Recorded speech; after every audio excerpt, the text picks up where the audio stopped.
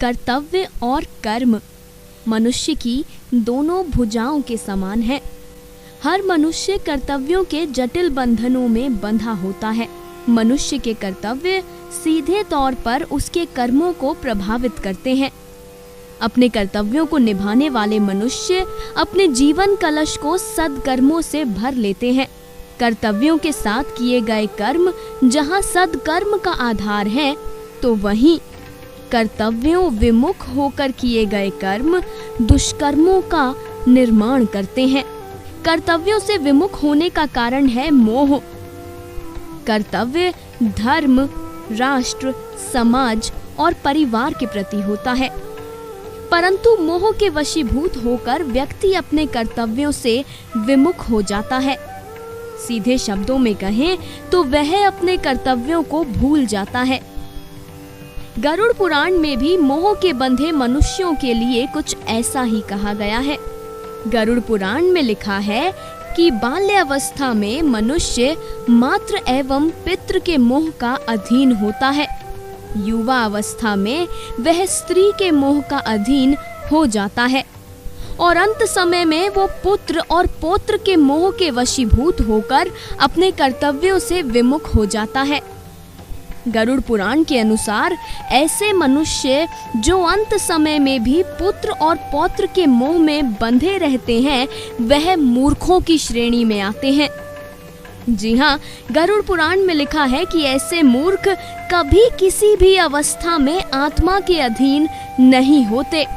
ऐसे मनुष्यों के लिए गरुड़ पुराण कहती है कि यम के दूतों के लोहे के बने हुए पाश से बंधे व्यक्ति की एक बार को मुक्त होने की संभावना है, किंतु मोह पाश में बंधे हुए मनुष्यों का मुक्त होना असंभव होता है।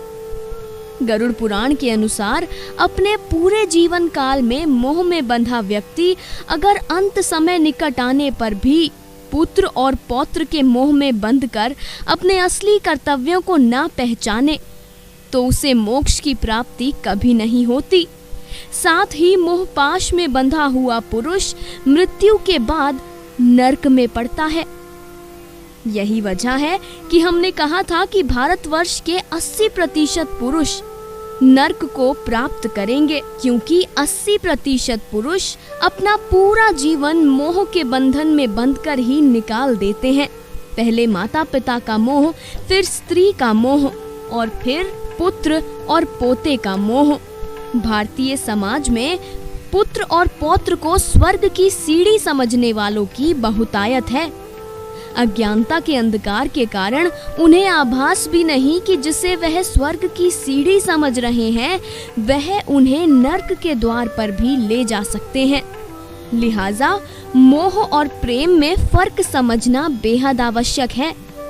मोह के स्थान पर प्रेम का महत्व अधिक है, क्योंकि मोह के स्थान पर प्रेम अधिक तर्क संगत लगता है।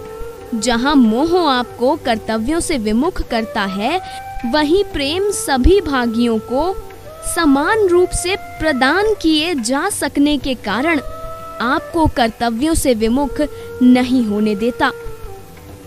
हमने तो आपको बता दिया कि मोह में बंधे पुरुष पर गरुड़ पुराण क्या कहती है। हमने आपको यह बता दिया कि इस पुराण के अनुसार अंत समय निकट आने पर भी पुत्र और पौत्र के मोह में बंधे हुए पुरुष अपने जीवन के असली कर्तव्यों को पहचान नहीं पाते और नरक में पड़ते हैं।